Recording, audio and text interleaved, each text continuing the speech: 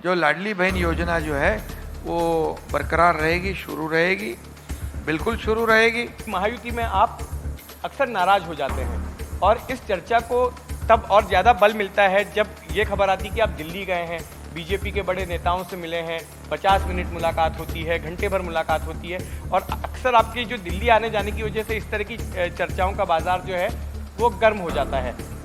तो ऐसे में आपसे ये समझना है कि क्या कोई खिचड़ी पक रही है, क्या हो रहा है? खिचड़ी पकाने तो इधर पकाएंगे, दिल्ली में क्यों पकाएंगे जाके? अरे बाबा, दिल्ली जाएगा तो भी चर्चा होती है, मैं गांव जाऊंगा तो भी चर्चा होती है। हाँ बिल्कुल, मैं कहीं पर भी जाऊं तो चर्चा होती है। महाराष्ट्र में इस गठबंधन के जो सबसे बड़े पार्टनर हैं बीजेपी, जो सबसे बड़ी, क्या उससे आपकी कोई नाराजगी नहीं है? अगर काय की नाराजगी? कल भाषण सुना क्या मेरा उधर? तो अगर नाराजगी नहीं तो फिर आपको गठबंधन धर्म की याद दिलाना पड़ा बीजेपी को। अभी आपने हमारे ही सहयोगी राहुल कुलकर्णी को पिछले हफ्ते इंटरव्यू दिया। हाँ। और आपने नगर पालिका और नगर परिषद के जो चुनाव हो रहे थे तो उसमें जो कड़वाहट देखने मिली, तो उस संदर्भ में आपने कहा कि गठबंधन धर्म का पालन करना चाहिए, आपने याद दिलाया था। सभी ने वो सबको लागू होता है। नमस्कार, मैं हूं जितेंद्र दीक्षित और आज एनडीटीवी के मंच पर बात हो रही है महाराष्ट्र की महायुति सरकार के 1 साल के कार्यकाल पर। मेरे साथ मौजूद हैं महाराष्ट्र के उप मुख्यमंत्री और पूर्व मुख्यमंत्री एकनाथ शिंदे जी। शिंदे साहब, अगर हम बीते 1 साल की बात करें, जब फिर से एक बार महायुति की सरकार सत्ता में आई है, तो इसकी सबसे बड़ी उपलब्धि क्या मानते हैं आप? देखिए, सबसे बड़ी उपलब्धि जो हमें लैंडस्लाइड मैंडेट मिला, आज तक के इतिहास में महाराष्ट्र में 232 विधायक चुनकर इस महाराष्ट्र की जनता ने दिया है और उसमें मैं महाराष्ट्र की जनता को बहुत ही धन्यवाद देना चाहता हूँ। उसमें हमारे लाडली बहना है, लाडले भाई है, सीनियर हमारे ज्येष्ठ है और किसान है। सभी लोगों को मैं धन्यवाद देना चाहता हूँ कि लैंडस्लाइड विक्ट्री हमारे महायुति सरकार ने काम के बलबूते पर पाई है। लैंडस्लाइड विक्ट्री के आधार पर आपने सरकार बना ली। इस सरकार ने बीते 1 साल में कौन सा सबसे बड़ा काम किया? अभी देखिए ना, अभी क्या काम, सब बड़े ही काम है ना। अभी हमने मुख्यमंत्री जी ने 100 दिन का प्रोग्राम दिया, 150 दिन का दिया। यहाँ पर कई प्रोजेक्ट के लोकार्पण हो गए, भूमि पूजन हो गए और ईज ऑफ डूइंग बिजनेस, ये लोगों को आसानी से न्याय मिले, जिला लेवल पे मिले, तहसील लेवल पे मिले, वो मंत्रालय में नहीं आवे, उसको ज़रूरत ना पड़े, ऐसे हमने पूरा प्लानिंग किया है। और जहाँ पर जिसको हमारे आम नागरिक को सेवा मिलनी चाहिए, वो सेवा देने का काम किया है। और पूरे 3.5 साल का तो ब्यौरा आपको मैं दूंगा, लेकिन 1 साल में भी हमारे देवेंद्र जी, हमारी पहली इनिंग थी, मैं मुख्यमंत्री था, सेकंड इनिंग में हमारे देवेंद्र जी हैं और हम टीम बनकर काम कर रहे हैं। आज इसमें देखा कि पिछले साल में जब मैं चीफ मिनिस्टर था, तब भी दावोस में जाके जो इंडस्ट्री जो इन्वेस्टमेंट है 7 लाख करोड़ की, अभी देवेंद्र जी गए 15 लाख करोड़ की इन्वेस्टमेंट आ गई इस राज्य में इंडस्ट्री के माध्यम से। आज सुरजागढ़ जैसे गढ़चिरौली में डेवलपमेंट हो रही है। सो जब मैं उसके पहले शुरुआत में बताऊंगा, मैं जब गार्जियन मिनिस्टर था तब कोई जाने को तैयार नहीं था वहाँ पर। सुरजागढ़ में पहली स्टील इंडस्ट्री शुरू हो गई, आज स्टील हब हो रहा है। सीएम साहब, मुख्यमंत्री जी वहाँ जाते हैं हमेशा और वहाँ पर आज डेवलपमेंट के माध्यम से लोगों को रोजगार मिल रहा है। 10,000, 20,000, 50,000 लोगों को काम मिल रहा है। वहाँ पर गढ़चिरौली जैसे नक्सल एरिया में, एकदम रिमोट एरिया में डेवलपमेंट को हम लेके जा गए वहाँ पर। इसका मतलब समझो कि अन्य जिलों में हमारी जो डेवलपमेंट की गति है वो बहुत तेज बढ़ गई है। आपने अभी लाड़की बहन योजना की बात की। ये योजना जब आप मुख्यमंत्री थे उसी कार्यकाल में शुरू की गई और इसमें कोई विवाद नहीं है कि इसी इस योजना ने एक बड़ी भूमिका निभाई फिर से महायुति को सत्ता में लाने के लिए। लेकिन बार बार ये बात भी बताई जाती है कि इस योजना की वजह से सरकार की तिजोरी पर बड़ा आर्थिक बोझ पड़ गया, और ऐसे में क्या आप मानते हैं कि ये योजना एक लंबे वक्त तक सस्टेन की जा सकेगी? और आपकी सरकार का ही वादा था कि जो फिलहाल जो रकम दी जा रही है महिलाओं को उसको बढ़ाकर भी दिया जाएगा, तो क्या वो बढ़ाकर मिलेगी? लाडली बहन योजना मैं मुख्यमंत्री था तब शुरू हुई। हमारी टीम ने, देवेंद्र जी, अजीत दादा, हम मिलकर उसको शुरुआत करी और वह गेम चेंजर योजना साबित हुई। हम जब कहते महायुति सरकार एक आम आदमी की सरकार है, सामान्य आदमी की सरकार है, तो सामान्य लोगों के जीवन में कुछ तो बदलाव लाने के लिए कई योजनाएं हमने की। उसमें से फेवरेट योजना हो गई लाडली बहन योजना, और उसने साबित कर दिया इस सरकार को फिर से लाया है। और हमें इतना ही कहना है, जो लाडली बहन योजना जो है वो बरकरार रहेगी, शुरू रहेगी, बिल्कुल शुरू रहेगी। और महाराष्ट्र एक बड़ा राज्य है, 10 लाख करोड़ के प्रोजेक्ट यहाँ पर शुरू है इंफ्रा के। वैसे जीएसटी आएगा, टैक्सेशन आएगा, रेवेन्यू आएगा, सब कुछ आएगा, और ये कुछ तकलीफ वाली बात नहीं है। और जो हमने कहा है, आपने जो पूछा है कि आगे भी उसका जो रकम वो भी सही समय पर वो भी हो जाएगा। अच्छा शिंदे साहब, एक अक्सर चर्चा रहती है कि महायुति में आप अक्सर नाराज हो जाते हैं, और इस चर्चा को तब और ज़्यादा बल मिलता है जब ये खबर आती कि आप दिल्ली गए हैं, बीजेपी के बड़े नेताओं से मिले हैं, 50 मिनट मुलाकात होती है, घंटे भर मुलाकात होती है, और अक्सर आपकी जो दिल्ली आने जाने की वजह से इस तरह की चर्चाओं का बाजार जो है वो गर्म हो जाता है। तो ऐसे में आपसे ये समझना है कि क्या कोई खिचड़ी पक रही है, क्या हो रहा है? खिचड़ी पकाने तो इधर पकाएंगे, दिल्ली में क्यों पकाएंगे जाके? अरे बाबा, दिल्ली जाएगा तो भी चर्चा होती है, मैं गांव जाऊंगा तो भी चर्चा होती है। हाँ बिल्कुल, मैं कहीं पर भी जाऊं तो चर्चा होती है। और दिल्ली जाना आना, हम एनडीए के घटक है, आदरणीय प्रधानमंत्री जी हमारे एनडीए के प्रमुख नेता है। तो जब ऐसे एनडीए के बैठक होती है, हम जाते हैं, अमित भाई से मिलते हैं, उनसे कई विषय पर चर्चा होती है। एनडीए के हम प्रमुख घटक है, तीसरे नंबर के घटक है। तो एनडीए के हमारी ये जो युति हुई है, ये जो गठबंधन है, ये कल परसों का एक गठबंधन नहीं है।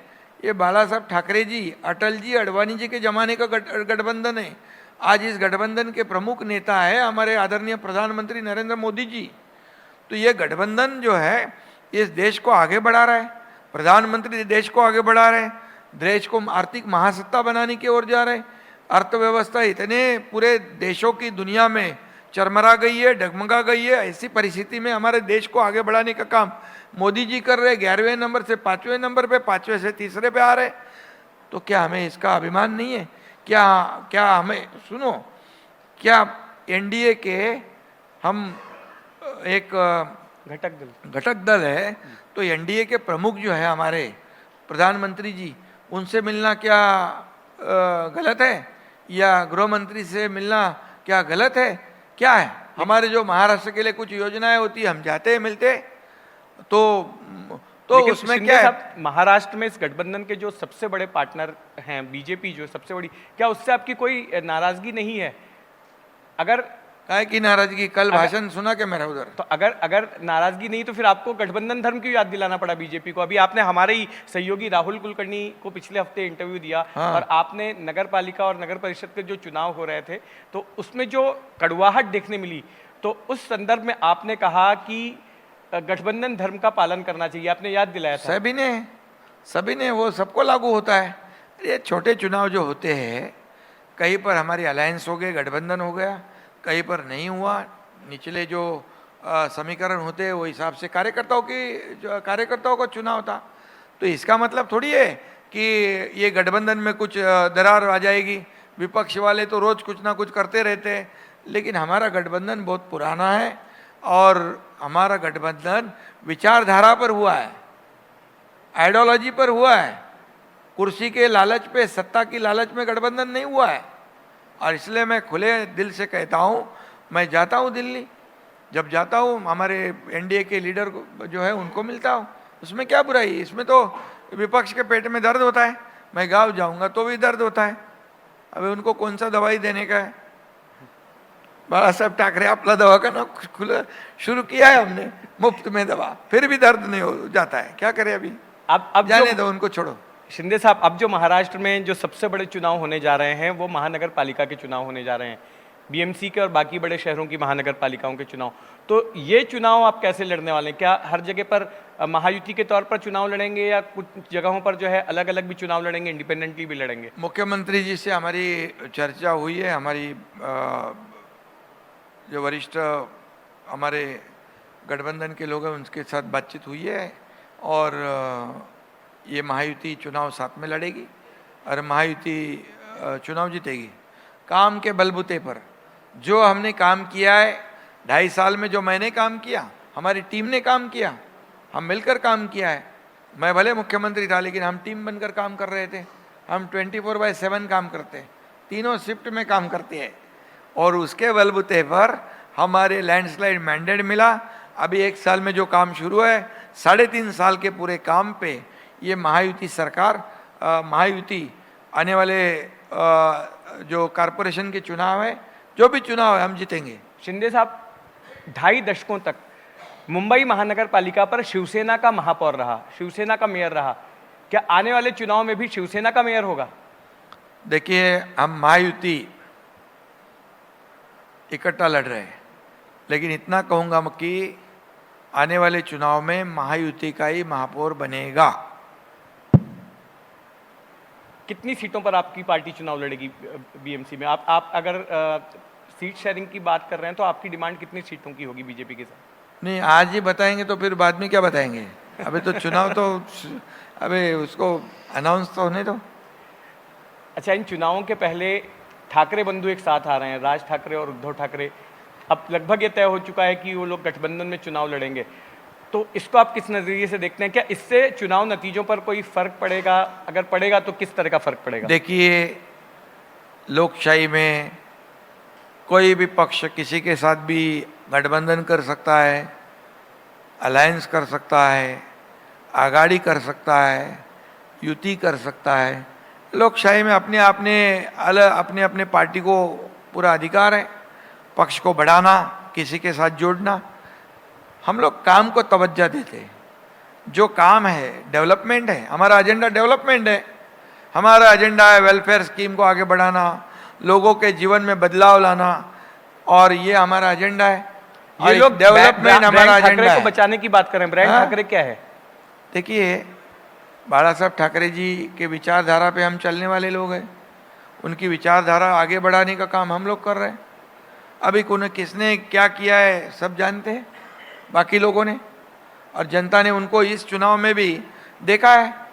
इस चुनाव में भी अभी जो हुए चुनाव, हम ही लोग तो घूम रहे थे, प्रचार कर रहे थे, सब हमारे कार्यकर्ता के पीछे हम खड़े रहे। कुछ लोग कहाँ थे मालूम नहीं, पता नहीं। अभी एक आदित्य ठाकरे के बयान ने बड़ी सनसनी फैला दी। उन्होंने कहा कि आपकी पार्टी के 22 विधायक जो है बीजेपी में जाने की तैयारी कर रहे हैं, बीजेपी उनको तोड़ रही है। अब ये देखिए, मैं इतना ही कहूँगा, हमारी महायुति है, शिवसेना बीजेपी एक विचारधारा से जुड़े हुए हैं, और शायद मुख्यमंत्री जी ने इसका जवाब दिया है। तो मैं इतना ही कहूँगा कि हमारे जो विधायक है, ये सिर्फ क्या है, ये अफवाहों का बाजार है। अपने साथ कोई रहता नहीं, रुकने को तैयार नहीं, सब आ रहे हैं बाला साहब ठाकरे जी के विचारधारा के पार्टी में हमारे। इसलिए ऐसी अफवाहें फैलाकर अपने कुछ जो लोग हैं वो उनके साथ टिके रहे, इसके लिए कोशिश रहती है। अब एक आखिरी सवाल आपसे, अभी चूंकि साल भर के लेखा जोखा की बात हो रही थी, तो इस दौरान आपकी पार्टी के कुछ मंत्रियों और विधायकों ने कुछ विवाद खड़े कर दिए, जैसे संजय सिरसाट का नाम आया। ऐसे लोगों को आप, ऐसे मंत्रियों को, नेताओं को क्या हिदायत देना चाहेंगे, क्या कहेंगे? मैंने कहा है हमारी बैठक में भी, मैं कहता हूँ कि लोक प्रतिनिधि को जिस जनता ने चुनकर दिया है, जनता की अपेक्षाओं पे खरा उतरने का काम लोक प्रतिनिधियों को करना चाहिए। बिल्कुल लोगों के अपेक्षा जो है, क्योंकि 3-3, 4-4 लाख लोगों ने चुनकर दिया हुआ है, भेजा हुआ है, और इसलिए शिवसेना पार्टी जो है एक डिसिप्लिन रखने वाली पार्टी है, और सभी ने अपने अपने अपना अपना काम पूरी ईमानदारी से करना चाहिए। बतौर जो लोगों को कुछ पसंद ना हो ऐसी कोई चीज या हरकत कोई ना करे। धन्यवाद शिंदे जी, एनडीटीवी के साथ इस बेबाक बातचीत के लिए। धन्यवाद।